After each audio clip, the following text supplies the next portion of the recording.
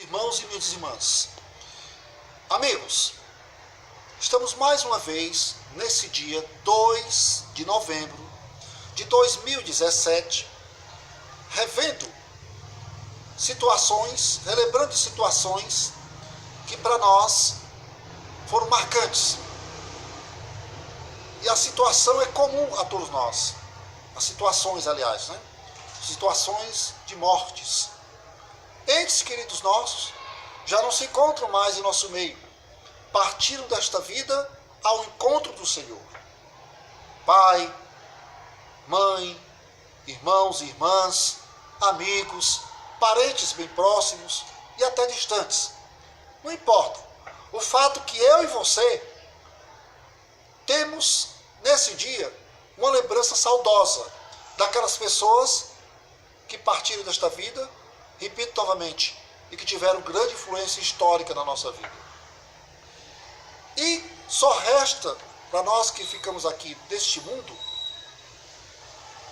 o consolo, pedir a Deus que Deus console as nossas almas, que Deus conforte e nos dê a tranquilidade, nos dê a paz interior para superar essas percas tão grandes que nós tivemos ao longo da nossa história. Mas eu aqui folheando a Bíblia, encontrei aqui em Lucas, capítulo 7, versículos de 11 a 17, uma palavra poderosa, que eu creio que é muito confortante para nós.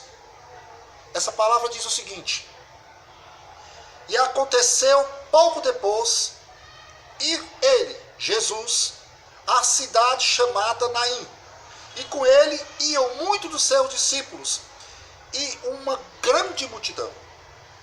E quando chegou perto da porta da cidade, eis que havia um defunto, filho único de sua mãe, que era viúva, e com ela ia uma grande multidão da cidade. E vendo-a, o Senhor moveu-se de íntima compaixão por ela e disse-lhe: não chores. E chegando-se, tocou o esquife, e os que o levavam pararam, e disse: jovem, eu te digo, levanta-te. E o defunto assentou-se e começou a falar, e o entregou à sua mãe. E de todos se apoderou o temor, e glorificavam a Deus, dizendo: um grande profeta se levantou entre nós, e Deus visitou o seu povo. E correu dele, Jesus, esta fama por toda a Judeia e por toda a terra circunvizinha.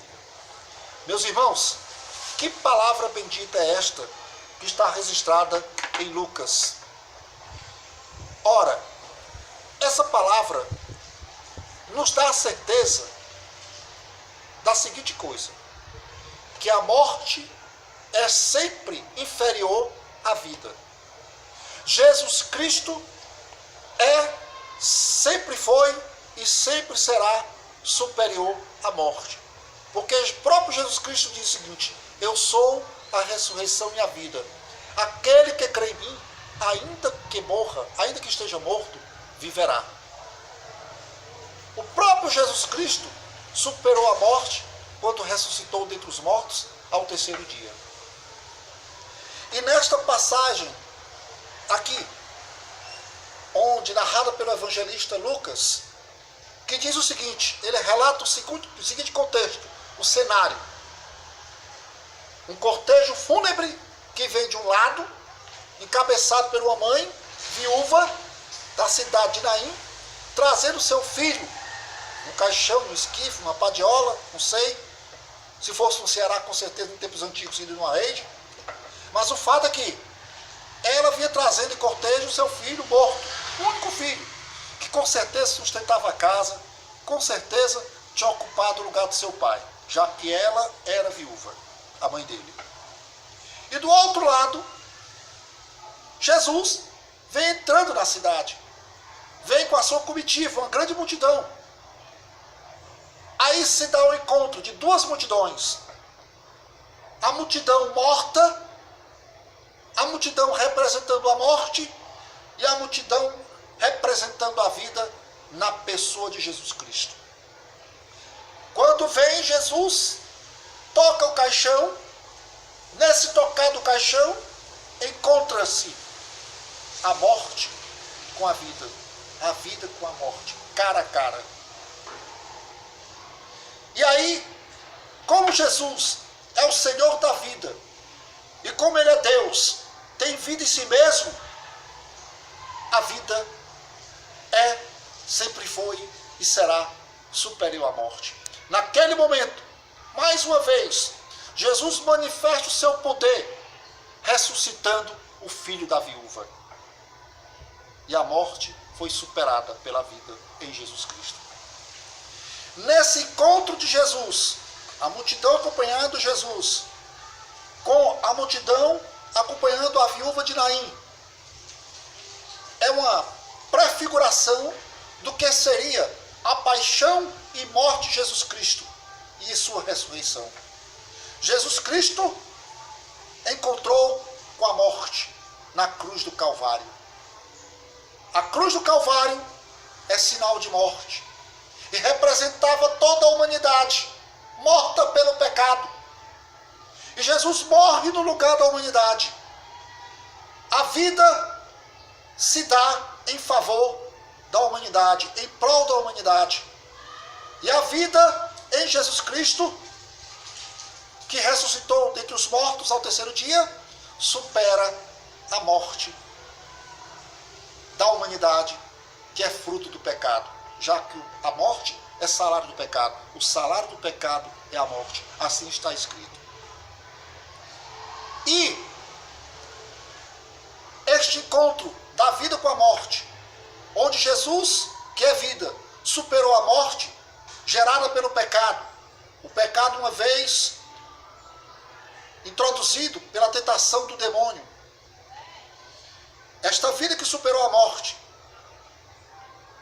nesse encontro que houve entre a vida e a morte, está nos dizendo uma coisa, e nos diz sempre uma coisa que todos nós sabemos, queiramos ou não, não importa a religião, até que não tem religião nenhuma. O fato é que eu e você, todos nós, teremos o encontro final com a nossa vida, com a morte que se aproxima.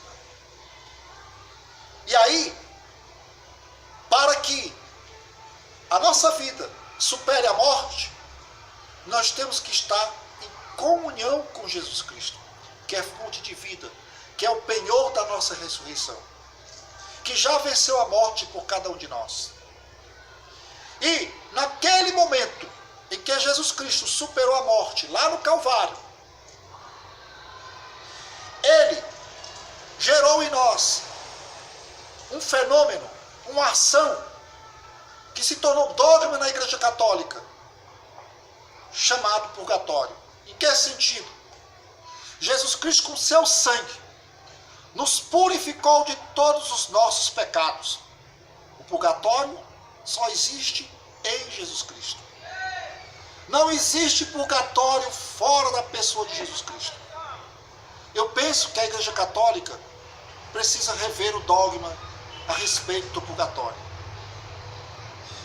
Ela prega que o purgatório existe para que as pessoas que ainda não se encontraram, não se purificaram em vida, vão acabar se purificando no final da vida, depois da morte. Eu digo a vocês o seguinte, que a purificação do ser humano já aconteceu em Jesus Cristo. O purgatório do ser humano, isto é, a ação de Deus purificando o homem do pecado, já aconteceu em Jesus Cristo, que derramou seu sangue, sua última gota de sangue lá na cruz do Calvário. E esse processo de purgatório, ele continua a cada dia da nossa vida, até os últimos momentos da nossa morte. Se existe depois da morte, eu não vou entrar aqui no X da questão, porque só na Igreja Católica existem 8 opiniões, 8 teorias sobre o dogma do purgatório, fora outras que existem perifericamente. E nós não temos tempo para isso. Eu vou me limitar a dizer o seguinte, que o purgatório, biblicamente falando, ele existe na pessoa de Jesus Cristo. E fora da pessoa de Jesus Cristo, purgatório não existe. Porque ele nos purificou dos nossos pecados, derramando seu sangue único lá na cruz do Calvário. E esse purgatório, ele continua ainda em nós. Cada vez que eu estou aqui caminhando, que eu estou vivendo, de uma forma ou de outra, eu estou tentando obter do próprio Jesus Cristo, você e eu, todos nós, do próprio Jesus Cristo, cada vez mais a ação dele purificando. Quando nós pecamos, quando nós cometemos uma falha, principalmente aquela falha que nos leva a odiar o próximo, que nos leva a não perdoar o próximo, que nos leva a querer fazer mal ao próximo, que essas falhas aí, para mim, são as piores. Quando uma pessoa tenta destruir a vida do outro, tanta violência que existe aqui em Sobral, por exemplo, não é? Onde se diz que uma cidade do crime, não é? Tanto que essa cidade precisa se purificar. E aí, todos nós caminhamos, direto ou indiretamente, a cada dia, passamos por um processo de purificação dos nossos pecados.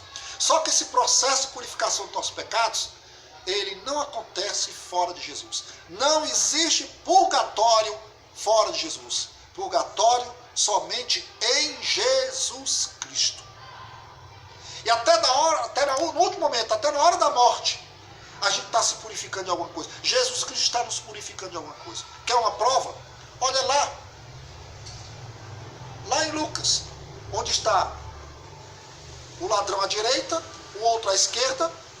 Um olha para Jesus e começa a blasfemar contra Jesus, começa a dizer insultos a Jesus, e o outro diz: rapaz, para de insultar, não está vendo que ele não tem culpa de nada? Nós somos os culpados. E olha para Jesus e diz o seguinte: Senhor, lembra-te de mim quando entrares no teu reino, quando entrares no paraíso. E Jesus Cristo olha e diz o seguinte: ainda hoje estarás comigo no paraíso.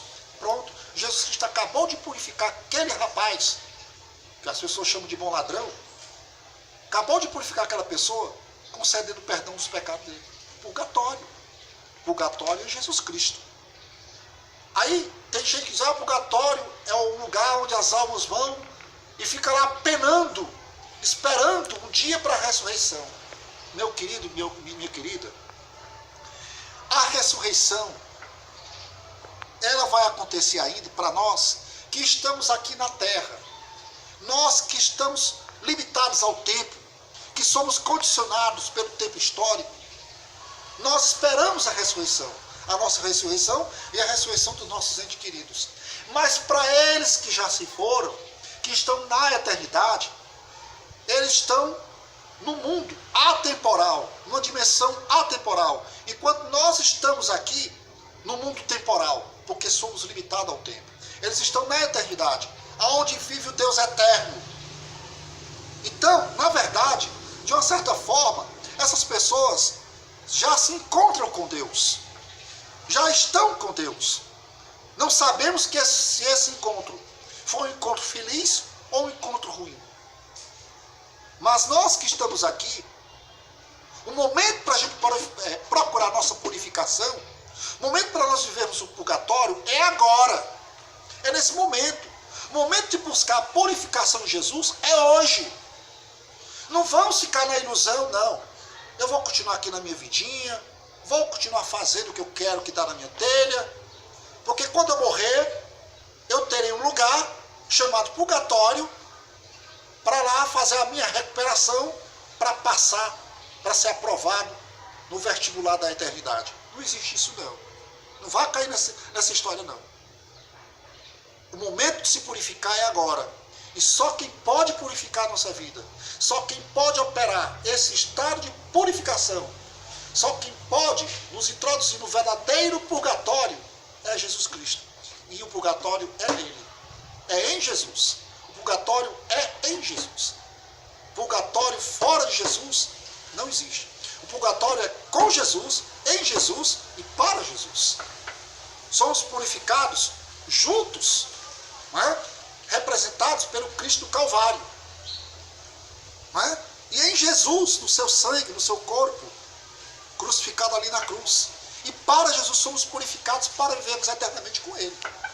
Por isso a gente tem que ter muito cuidado. Aí as pessoas às vezes criam misticismo, criam mito. acende uma vela, reza um terço, bota flores. Isto são expressões de carinho. Quem faz isso deve fazer sempre, porque é a nossa maneira da gente demonstrar o nosso carinho por aqueles que já se foram. Mas a gente não vai cair na ilusão que uma vela vai influir na salvação daquela pessoa, não. Não vai cair na ilusão de que uma missa vai influir na vida daquela pessoa, não. A missa a gente manda celebrar, a missa do Dia de Finados, é mais para confortar a alma daqueles que estão aqui em vida, que estão tristes pela ausência dos entes queridos que já se foram. Se existe purgatório após a morte, e que algumas teses afirmam, eu não vou evocar essa tese porque ela é muito complicada, ela vai confundir a cabeça de muita gente. Se existe, é passível de equívoco, é passível de discussão, há muito que discutir. Mas o fato é que purgatório existe é agora, nesse momento. Purgatório existe? Existe sim, em Jesus Cristo. Quando foi que aconteceu o nosso purgatório? Lá na cruz do Calvário. E ele continua acontecendo? Continua. Porque todo dia da nossa vida a gente comete pecado. E toda hora que a gente comete pecado, a gente tem que pedir perdão a Deus. Seja através da confissão particular, ou cara a cara com Deus, né? Confessando com Deus, ou através de um aconselhamento, pastor, sacerdote. Mas o fato é que quando nós pecamos, a gente corre para Deus buscando o quê? Perdão dos nossos pecados, a purificação dos nossos pecados. Está escrito também lá, numa carta joanina. Se confessarmos os nossos pecados, Ele é fiel e justo para nos purificar de toda injustiça. Quer dizer, o purgatório em Jesus aconteceu e ainda continua acontecendo. Cada vez que eu cometo um erro, cometo um pecado, eu corro arrependido, com o propósito de mudar, Jesus Cristo purifica o meu pecado, tira o meu pecado. Eis o Cordeiro de Deus, aquele que tira o pecado do mundo. Jesus. Como é o nome disso? Dessa ação de Jesus, tirar o nosso pecado. Purgatório. Então, se você crê no purgatório após a morte, tem uma teoria na Igreja Católica que diz o seguinte, uma teoria, alguns padres, são todos que pensam assim não. Ele diz o seguinte, que tem pessoas que deixam esse mundo, mas elas estão tão apegadas a esse mundo que insistem no seu interior em querer viver aqui no mundo. Mas só que essa teoria dá margem para várias interpretações errôneas, inclusive para a aparição de morto. E aí eu queria deixar bem claro, com todo respeito à fé de todas as pessoas, cada um tem o direito de pensar aquilo que quer pensar. Morto não volta a este mundo. Pessoa que morreu não volta a este mundo. Somente um caso em que a pessoa pode voltar a este mundo estando morta. Somente uma condição. Que condição? Se ela estiver ressuscitada. Foi o caso de Moisés, foi o caso de Elias. Os dois apareceram lá no Monte Tabor, onde Jesus, na transfiguração, apareceram Moisés e Elias. Eles apareceram na condição de ressuscitados. Portanto, a única condição para um morto, um ente querido nosso, aparecer para nós, é se ele estiver ressuscitado. Se ele estiver ressuscitado, bem. Se não tiver, é outra coisa. E aí? Mas Antônio, a ressurreição não aconteceu ainda. Como é que fica essa história? A ressurreição não aconteceu para mim e para você que estamos aqui na Terra. Porque enquanto nós estamos aqui na Terra, nós somos pessoas, seres humanos, sujeitos ao tempo. Somos temporais. Mas na eternidade, Deus, os anjos e os santos, eles não são temporais, eles são atemporais. Eles vivem na eternidade. Então, para Deus, a ressurreição já aconteceu, porque Deus não é limitado ao tempo histórico. Quem é limitado ao tempo histórico sou eu e você que estamos aqui em vida em terra. Mas aí é outra história, é outro ponto para discussão. Aí você discute em casa, procure pesquisar, você que gosta de teologia, que gosta de escatologia. Mas o objetivo principal dessa minha reflexão de hoje é dizer para você que Jesus Cristo, que representa a vida e que é a vida em si mesmo, é a árvore da vida, ele é superior à morte, superou a morte e sempre vai superar a morte. Hoje, amanhã e sempre. E se eu e você tivermos fé e andarmos coerente com a palavra de Deus, que é muito difícil. Ah, como é muito difícil. Como é difícil seguir a palavra de Deus. Principalmente um miserável pecador como eu. Cada um de nós somos pecadores, miseráveis pecadores. Uns mais, outros menos. Mas não, a questão não é essa. A questão é o seguinte, é que um dia nós iremos nos encontrar. A nossa morte nos levará a ter um encontro pessoal com a vida que é Jesus Cristo. E vamos, em vida, fazer de tudo para que Deus continue nos purificando dos nossos pecados. Para quando chegar o momento final, a vida que é Jesus supere a nossa morte. E nós entremos na eternidade, já ressuscitados. Porque a ressurreição se dá no momento da morte. A pessoa morre aqui e a vida começa na eternidade. Assim diz Renaud Blanc, grande teólogo, grande católico da Igreja Católica, e Leonardo Boff, nos seus escritos, também atestam para isso. Não só ele, como muitos outros escatologistas da Igreja Católica e da própria Igreja Evangélica que existe por aí. Abramos nossos olhos